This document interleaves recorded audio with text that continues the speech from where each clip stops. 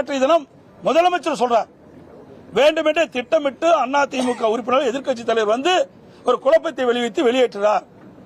நாங்கள் எல்லாம் நடந்த சம்பவத்தை சொல்கிறேன் என்று.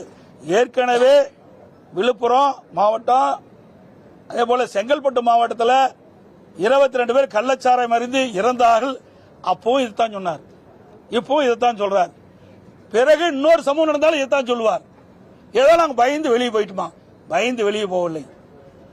உண்மையிலேயே முதலமைச்சருக்கு தைரியம் இருந்தால் நேற்றைய தினம் நாங்கள் பிரச்சனை எழுப்புகின்ற பொழுது இதற்கு நான் பதில் சொல்கிறேன் என்று அப்பொழுதே எழுந்து பதில் சொல்லியிருந்தால் நாங்கள் ஏற்றிருப்போம். நாங்கள் என்ன கேட்கிறோம்? வேற என்ன கேட்டோம்?